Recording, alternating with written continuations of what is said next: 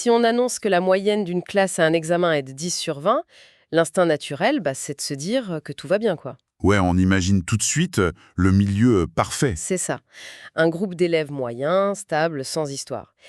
Mais que se passe-t-il si en réalité, la moitié exacte de cette classe a eu un 0 pointé et l'autre moitié un 20 sur 20? Ah, la catastrophe! Totalement. Parce que la moyenne, elle reste mathématiquement de 10. Pourtant, la réalité sur le terrain, c'est un chaos pédagogique absolu. Et cette petite illusion, en fait, c'est le point de départ de notre décortiquage du jour. Une très belle accroche, je dois dire. Merci. L'objectif de notre exploration aujourd'hui, c'est vraiment de regarder ce qui se cache sous la surface des chiffres. La statistique descriptive, ça a souvent la réputation d'être une discipline hyper froide, tu sais, une simple accumulation de calculs. Ce qui est dommage parce que c'est tellement plus que ça. Exactement. En plongeant dans les concepts qui la fondent, on réalise que c'est en fait l'art complexe de synthétiser la réalité. C'est apprendre à transformer une mer de données complètement chaotique en informations lisibles et finalement en prédictions. Et pour commencer à mettre de l'ordre dans ce chaos, il faut vraiment revenir à la base absolue, à l'atome de toute observation. D'ailleurs, l'origine étymologique est assez révélatrice. Le mot individu, ça vient du latin qui signifie littéralement ce qui est indivisible. La brique fondamentale, quoi. Voilà, c'est l'unité de base. Avant même de rêver à tracer des graphiques ou à calculer des tendances, il faut savoir précisément quel est cet atome. Ça peut être une personne, bien sûr, mais ça peut aussi être une voiture qui sort d'une chaîne de montage, une entreprise spécifique ou même un pays entier. Ok, décortiquons cela. Parce que si l'atome est flou, toute la structure s'effondre. Prenons un exemple tout simple, histoire de bien commencer. On va imaginer deux étudiants à la fin d'un trimestre. Le premier a une série de notes plutôt, on va dire, constantes, 9, 10, 10 et 11 sur 20. D'accord, un profil assez régulier. Voilà. Et le second, c'est un parcours beaucoup plus chaotique. Il a commencé avec un gros 0 pointé, ensuite il a remonté la pente avec un 10, puis il a décroché un 20 magistral, pour finir avec un autre 10. Ouch, l'ascenseur émotionnel. C'est ça. Et le truc fou, c'est que si on ne regarde que leur moyenne générale, l'illusion est juste parfaite. Ces deux étudiants ont très exactement 10 de moyenne. Sur le papier, dans un rapport super simplifié, ce sont exactement les mêmes élèves. Alors que la réalité de leur profil, de leur potentiel ou de leur constance, c'est diamétralement opposé. Tenez, les chiffres sont censés être super objectifs, mais en fait, sans les bonnes clés pour les lire, ils deviennent super vite des outils pour, consciemment ou pas, manipuler la réalité. Et notre exploration d'aujourd'hui a justement pour but de percer à jour ces illusions statistiques. Tout à fait. L'idée, c'est vraiment d'extraire la véritable histoire, celle qui se cache derrière ce bruit de fond chaotique. Par où on commence quand on veut éviter de se faire piéger par une montagne de données brutes? Eh bien, pour quiconque souhaite prendre des décisions vraiment éclairées, que ce soit, je ne sais pas, pour comprendre une étude sociologique ou juste définir un budget d'entreprise, la toute première étape, c'est la base. Avant même d'allumer une calculatrice, il faut comprendre l'anatomie intime de la donnée qu'on a sous les yeux. C'est-à-dire? Faut diagnostiquer sa nature exacte. C'est vraiment l'erreur classique de se jeter sur les chiffres pour faire des moyennes partout. Donc, les statisticiens, ils séparent d'abord l'univers en deux grandes familles fondamentales. D'un côté, le qualitatif et de l'autre, le quantitatif. Ok. Donc, si on commence par le qualitatif, on parle de trucs qui se mesurent pas mathématiquement, on est d'accord. Genre, ce sont des états, des catégories. Exactement. Tiens, prends par exemple l'étude qu'on a dans la source sur la population française, celle de 1989, où on cherchait à isoler les retraités. Ah oui, je vois. Sur une population totale de plus de 15 ans, qui comptait environ 21 millions d'hommes, l'effectif de la modalité retraité, c'est à peu près 4,2 millions, ce qui donne une fréquence d'environ 20,3%. D'accord. Mais l'essence de la donnée ici, c'est un statut. On est retraité ou on l'est pas. On ne peut pas additionner le secteur d'activité d'une personne avec la couleur des yeux d'une autre personne, tu vois. La règle absolue du qualitatif, c'est l'exclusivité. Chaque individu doit appartenir à une et une seule catégorie. Ce sont des modalités exhaustives et totalement incompatibles. Mais ouais, c'est un peu comme trier le linge par couleur le jour de la lessive, en fait. Hein, c'est une bonne image, ça. Bah oui, on a des bacs super stricts et exclusifs. Le t-shirt au rouge, hop, il va dans le bac des couleurs chaudes. La chemise blanche dans le bac du blanc. Et il n'y a pas d'entre-deux, tu mélanges pas. Et tu vas pas calculer la moyenne de la couleur du panier, ça n'a aucun sens. C'est clair. Tandis que le quantitatif, du coup, si je poursuis ma petite logique, ce serait plutôt de prendre ce même panier de linge et de le peser, non ? On obtient une vraie mesure, un poids réel avec lequel on peut vraiment faire des maths. Ouais, c'est tout à fait ça. Le quantitatif, c'est vraiment l'univers de la mesure. Et attention, ce monde quantitatif, il se divise lui-même en deux sous-catégories super différentes. Le discret et le continu. Ah, attends, rappelle-moi la différence. Le discret, c'est ce que tu peux compter sur tes doigts, quoi. Ce sont des nombres finis et isolés. Le nombre d'enfants dans une famille, par exemple, tu as un enfant, deux enfants, trois enfants. Il n'y a aucune réalité physique possible entre ces paliers. C'est sûr. Et le continu, à l'inverse, c'est un flux ininterrompu. Prends l'âge, la taille ou même un salaire. Entre 1,70 m et 1,71 m, il y a théoriquement une infinité de mesures possibles. Ça dépend juste de la précision tout mettre ruban. D'accord, je vois bien la nuance. Mais au fond, pourquoi c'est si crucial de faire ce diagnostic dès la première seconde? Genre, qu'est-ce qui se passe si je me plante d'outils et que je traite une variable qualitative comme si elle était quantitative? Ce qui est fascinant ici, c'est que toute la trajectoire mathématique, vraiment tous les outils que tu vas utiliser par la suite, tout est décidé par ce premier diagnostic. L'outil précis dépend entièrement de cette nature initiale. Si tu te trompes de bac au départ, tout l'édifice s'effondre. Tu vas appliquer des équations qui n'ont aucun sens. Et prendre des décisions complètement absurdes, au final. Voilà, exactement.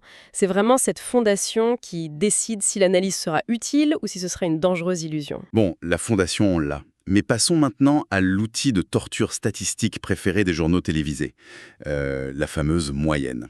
On connaît tous la mécanique, on additionne tout et on divise. Mais c'est dingue à quel point ce chiffre unique peut masquer la réalité du terrain. Oui, et là on rentre dans ce qu'on appelle l'analyse unidimensionnelle discrète, avec le grand classique, la taille des ménages. Si on calcule la moyenne nationale, en général on tombe sur un chiffre autour de 2,4 personnes par foyer. Le fameux mythe de la famille avec 2 enfants et demi, quoi. Mais c'est ça. Le problème évident, c'est que personne sur Terre ne vit avec 0,4 personnes. C'est pour ça que la moyenne seule, c'est une métrique paresseuse.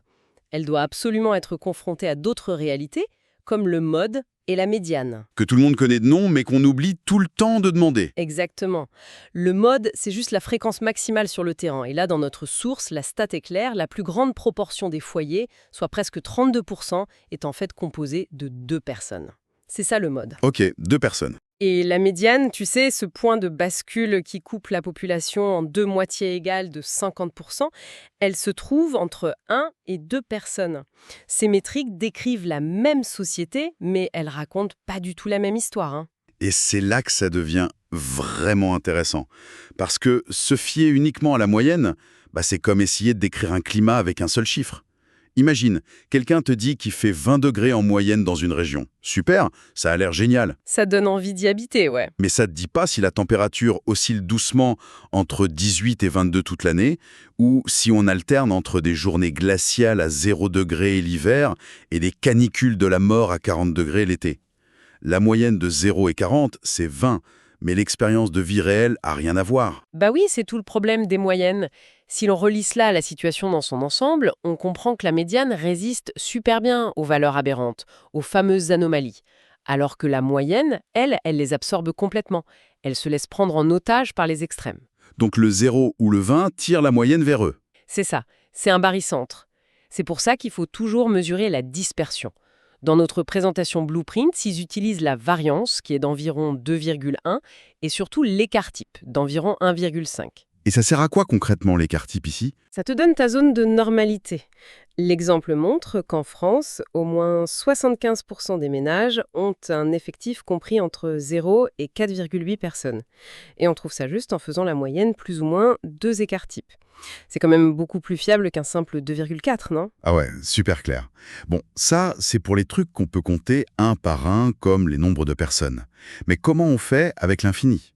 Genre la donnée continue, comme l'âge. S'il doit analyser l'âge d'une population de plusieurs millions de travailleurs, je peux pas faire un tableur avec chaque âge à la virgule près, si. Groupe par classe. Face à des données continues, on crée des boîtes d'une certaine amplitude. Par exemple, au lieu d'avoir tous les âges exacts de la population active de 99, qui représentait quand même plus de 26 millions d'individus, on va faire des tranches. 15-24 ans, puis 25-29 ans, et ainsi de suite. D'accord. La source nous donne l'exemple de la classe des 30-34 ans qui regroupe à elle seule plus de 3,7 millions de personnes. Alors, qu'est-ce que tout cela signifie au fond? Moi, j'ai l'impression qu'on perd un peu la vérité de la donnée en faisant ça. Mettre des millions de personnes dans des tranches génériques, c'est un peu comme pixeliser une photo haute résolution. Oui, c'est plus léger à envoyer, mais on perd tout le détail exact du visage, quoi. C'est vrai. Et cela soulève une question importante, celle du compromis permanent en statistique. On perd une certaine précision individuelle, oui, mais on y gagne une vision structurelle indispensable. Sans cette pixelisation, notre cerveau exploserait sous le volume de données. C'est pas faux. Mais du coup, comment on fait des calculs sans le vrai chiffre? On utilise ce qu'on appelle le centre de classe. Pour notre boîte des 30-34 ans, on va dire que le point médian, c'est 32 ans. Et on fait nos calculs avec ça.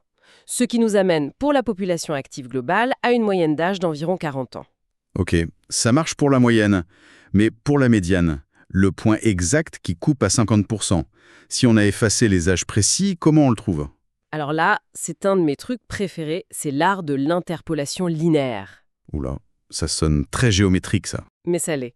En gros, on cumule nos pourcentages de population classe par classe. Et on se rend compte que la barre des 50% tombe pile dans la classe des 35-40 ans. Ok, donc on sait que la médiane est cachée quelque part dans ces 5 années. Mais ça pourrait être 36 ans comme 39, non? Exact. Donc on fait une supposition très géométrique. On imagine que la population est répartie de manière parfaitement uniforme dans cette boîte. On trace une petite ligne droite imaginaire et avec une formule, on calcule exactement à quel point on franchit la ligne des 50%. Et la formule nous dit quoi? Elle dit qu'on prend le point de départ, 35 ans, on regarde ce qui manque pour arriver à 50% cumulé, ce qui fait un certain ratio, et on applique ce ratio sur l'amplitude de la classe, qui est de 5 ans. Ah oui, ok. Au final, on trouve une médiane d'environ 39,7 ans, et on peut faire pareil pour trouver l'intervalle interquartile de Q1 à Q3, qui va de 31 à 54,8 ans. On a recréé de la précision à partir du flou. C'est assez brillant, je dois l'avouer. Mais bon, jusqu'ici, on a examiné ces variables toutes seules, en une dimension. L'âge d'un côté, le salaire de l'autre. Sauf que, dans la vraie vie, dans les affaires ou la société, l'action, elle se passe toujours à l'intersection de plusieurs variables. Que se passe-t-il quand on commence à croiser le regard, genre croiser deux variables? On rentre dans l'analyse bivariée, la 2D. C'est là qu'on cherche les dépendances. Dans le document, il y a un cas d'école assez marrant, le cas Pipi Pizza. Pipi Pizza, c'est vraiment le nom? Oui, c'est le nom dans la source. Donc, chez Pipi Pizza, on a une matrice qui compare l'âge et le salaire pour leurs 16 livreurs. 16 livreurs, ok. Et il y a deux façons de lire cette matrice. D'abord, tu as les fréquences marginales, c'est la vision globale, tu aplatis le tableau. Par exemple, au bout de la ligne, tu vois que 5 livreurs sur 16, soit environ 31%, ont entre 22 et 24 ans.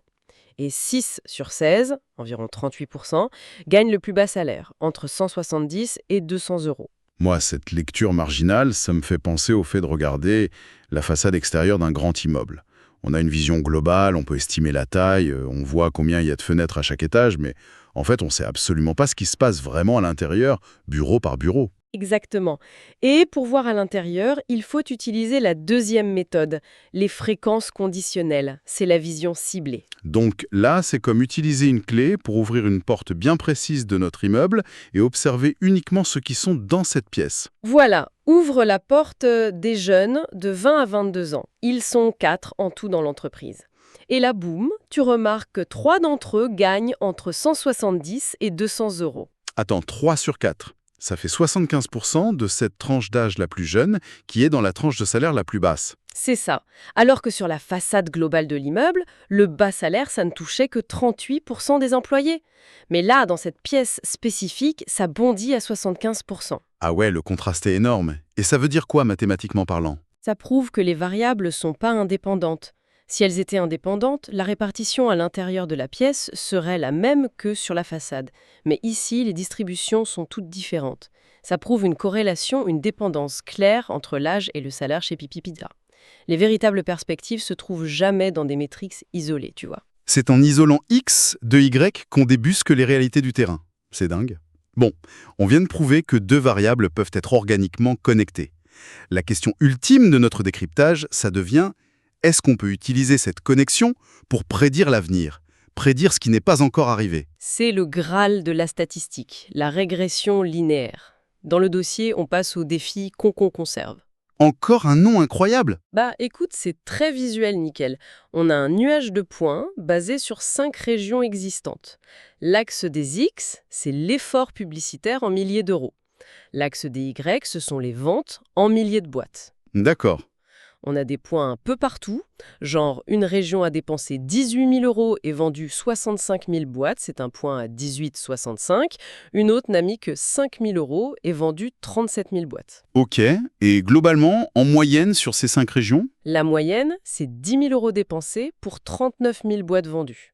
Mais là où la magie opère, c'est qu'on peut tracer une ligne mathématique à travers ce nuage, une droite d'équation prédictive de type Y égale AX plus B. Ah, les vieux souvenirs du lycée. Mais comment on sait que cette droite est fiable? Grâce au coefficient de corrélation, le fameux petit r, ici il est extrêmement fort et est d'environ 0,96.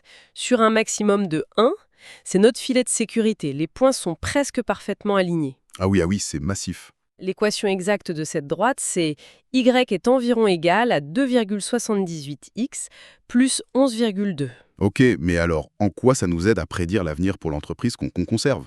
Eh bien, imagine qu'ils veulent ouvrir une 6e région. L'objectif stratégique de la direction est de vendre 55 000 boîtes. La question qui tue, c'est quel budget publicitaire il faut débloquer pour atteindre ça. Et la droite répond à cette question? Absolument.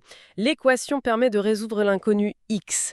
Tu remplaces y par 55, ça donne 55 égale 2,78x plus 11,2. Tu fais un petit calcul et ça te donne la réponse. Il faut environ 15,8 milliers d'euros de budget pub. 15 800 euros. Bam! Le plan d'action prédictif est posé. Mais je vais me faire l'avocat du diable une seconde. Je t'en prie. Peut-on vraiment faire confiance à une simple ligne droite, aussi belle soit-elle, pour justifier un budget de près de 16 000 euros? Je veux dire, n'est-ce pas un peu comme lire dans une boule de cristal, mais avec un vernis scientifique? C'est une excellente réflexion. Et la réponse est que la statistique descriptive ne fait pas que résumer le passé. Elle transforme le chaos apparent en un plan d'action.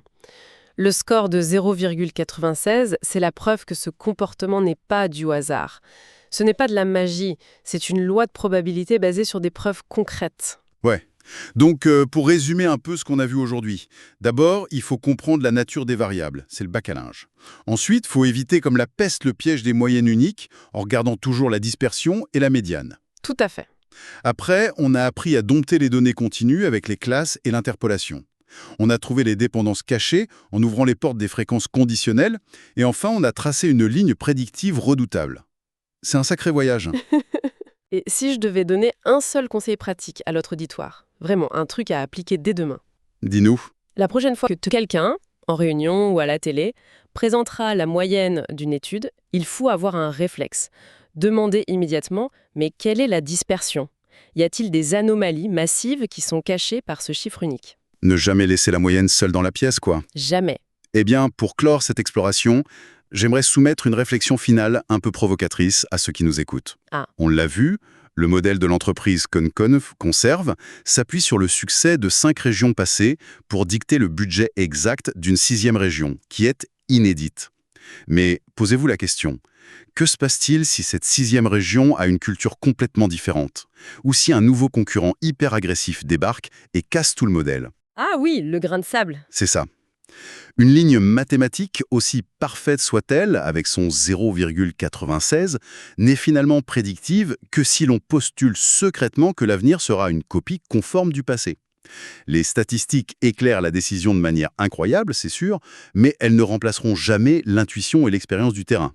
Gardez un œil sur l'équation, mais l'autre bien ouvert sur le monde réel. Sur ce, merci de nous avoir suivis dans cette plongée au cœur de la donnée. À la prochaine.